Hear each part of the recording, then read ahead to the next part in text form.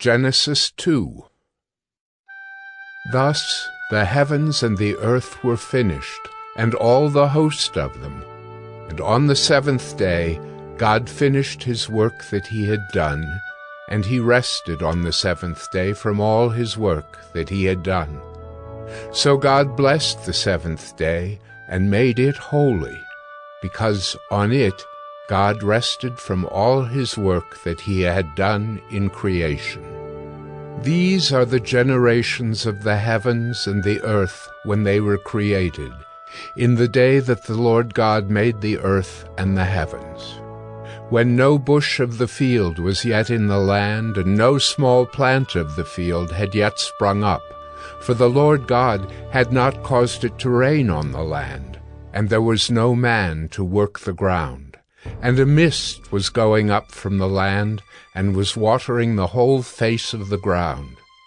Then the Lord God formed the man of dust from the ground, and breathed into his nostrils the breath of life. And the man became a living creature.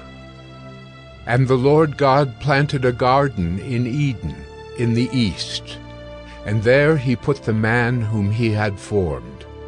And out of the ground the Lord God made to spring up every tree that is pleasant to the sight and good for food. The tree of life was in the midst of the garden, and the tree of the knowledge of good and evil. A river flowed out of Eden to water the garden, and there it divided and became 4 rivers. The name of the first is the Pishon.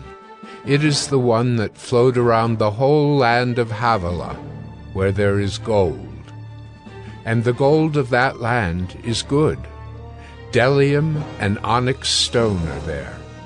The name of the second river is the Gihon. It is the one that flowed around the whole land of Cush.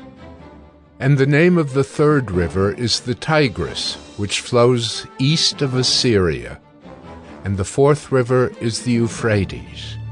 The Lord God took the man and put him in the Garden of Eden to work it and keep it. And the Lord God commanded the man, saying, You may surely eat of every tree of the garden, but of the tree of the knowledge of good and evil you shall not eat, for in the day that you eat of it you shall surely die. Then the Lord God said, It is not good that the man should be alone. I will make him a helper fit for him. Now out of the ground the Lord God had formed every beast of the field and every bird of the heavens, and brought them to the man, to see what he would call them. And whatever the man called every living creature, that was its name. The man gave names to all livestock, and to the birds of the heavens, and to every beast of the field. But for Adam there was not found a helper fit for him. So the Lord God caused a deep sleep to fall upon the man, and while he slept took one of his ribs and closed up its place with flesh. And the rib that the Lord God had taken from the man he made into a woman, and brought her to the man. Then the man said, This at last is bone of my bones and flesh of my flesh. She shall be called woman, because she was taken out of man. Therefore a man shall leave his father and his mother, and hold fast to his wife, and they shall become one flesh.